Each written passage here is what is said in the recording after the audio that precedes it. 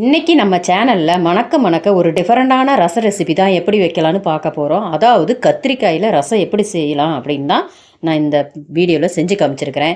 டிஃபரெண்டான முறையில் இருக்கும். இதுக்கு சேர்த்துருக்கிற பொருளெல்லாம் ரொம்பவே இந்த கத்திரிக்காய் ரசத்துக்கு டேஸ்ட்டு கொடுக்கும். எத்தனையோ வகை ரசம் செஞ்சு சாப்பிட்டு பார்த்துருப்பீங்க. இந்த மாதிரி டிஃபரெண்டான முறையில் கத்திரிக்காயில் ரசம் வச்சு சாப்பிட்டு பாருங்கள். ரொம்பவே உங்களுக்கு பிடிக்கும். வீடியோ பார்க்குறதுக்கு முன்னால் வீடியோவை லைக் பண்ணுங்கள், சப்ஸ்கிரைப் பண்ணுங்கள், பெல் ஐக்கன்லாம் ஆளுங்கிற பட்டனை கிளிக் பண்ணுங்கள். வாங்க வீடியோக்குள்ளே போய் இது எப்படி செய்யலான்னு பார்க்கலாம்.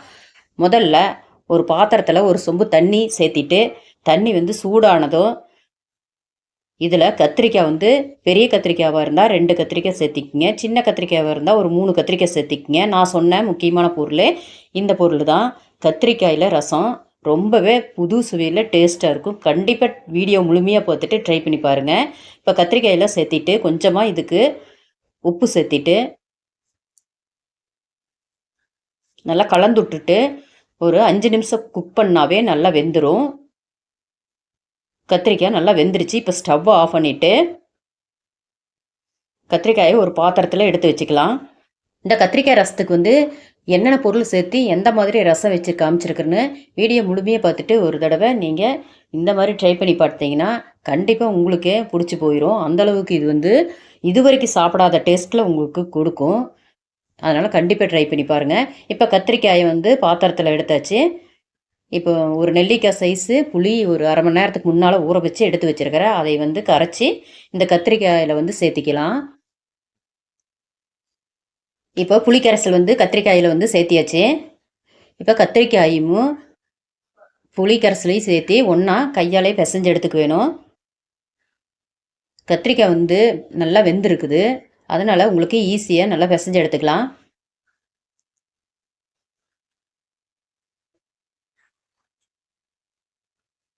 இப்போ நல்லா கத்திரிக்காய் புளி தண்ணியில் கரைச்சி வச்சாச்சு. இப்போ இது ஓரமாக இருக்கட்டும். இப்போ இதுக்கு ஒரு விழுது ரெடி பண்ணலாம். அதுக்காக ஒரு மிக்சி ஜாரில் 1 டீஸ்பூன் சீரகம், 1 டீஸ்பூன் மிளகு, 2 வரமிளகாய் கிள்ளி சேர்த்திக்கலாம். கறிவேப்பிலை கொஞ்சமாக சேர்த்திட்டு இதோட 10 பல் பூண்டு சேர்த்திக்கலாம். தக்காளி ஒரு 3 தக்காளி கட் பண்ணி வச்சுருக்கிறேன், அதை இதோட சேர்த்திட்டு மஞ்சத்தூள் ஒரு அரை டீஸ்பூன் சேர்த்திட்டு இப்போ இதை அரைச்சிட்டு வந்துடலாம். இப்போ இந்த பேஸ்ட் அரைச்சிட்டு வந்தாச்சு. இப்போ இது ஒரு ஓரமாக இருக்கட்டும். இப்போ இந்த ரசத்துக்கு தாளிப்பு கொடுக்கலாம். அதுக்கு ஸ்டவ் ஆன் பண்ணிவிட்டு அடுப்பில் ஒரு கடாய் வச்சுக்கலாம்.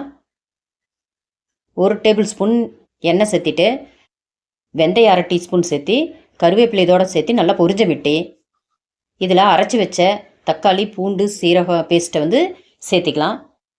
சேர்த்திட்டு ஒரு நிமிஷம் நல்லா எண்ணெயிலே குக் பண்ணிக்க வேணும், பச்சை வாசம் போகிற அளவுக்கு. இப்போ நல்லா வதக்கியாச்சு. இதில் கரைச்சி வச்ச புளியும் கத்திரிக்காயும் இதோட சேர்த்திட்டு தேவையான அளவுக்கு புளிப்புத்தன்மைக்கு தகுந்த மாதிரி இதோட தண்ணி சேர்த்திட்டு தேவையான அளவு கல்லுப்பு சேர்த்திட்டு நல்லா கலந்து விட்டுக்கலாம். கலந்துட்டு ஒரு 5 நிமிஷம் அடுப்பில் வச்சுக்கலாம். கொதி வரும்போது ரசத்தை இறக்கிற வேணும். கொதி விட்டோம்னா டேஸ்ட் அவ்வளோவா நல்லா இருக்காது. இப்போ நல்லா கொதி வர ஸ்டேஜ் வந்துருச்சு. ஸ்டவ் ஆஃப் பண்ணிவிட்டு வெல்லம் கொஞ்சம் சேர்த்திக்கலாம். வெல்லம் உங்களுக்கு பிடிக்கலைன்னா நீங்கள் சேர்த்தாம விட்ருங்க. ஆனால் வெல்லம் சேர்த்தி பாருங்கள், ரொம்பவே புது டேஸ்ட்டு கொடுக்கும். இப்போ இதோட மல்லித்தலையை பொடியாக கட் பண்ணி சேர்த்திட்டு கலந்து விட்டுக்கலாம். ஓகே ஃப்ரெண்ட்ஸ், ரொம்பவே டேஸ்ட்டான ஒரு புது சுவையில் ரசம் ரெடி ஆயிடுச்சு. நீங்களும் இந்த கத்திரிக்காய் ரசத்தை வச்சு கண்டிப்பாக வீட்டில் ட்ரை பண்ணி பார்த்துட்டு எப்படி இருந்துன்னு கமெண்ட் பண்ணுங்கள். அடுத்த வீடியோவில் ஒரு புது ரெசிப்பியில் பார்க்கலாம். ஓகே, பாய்.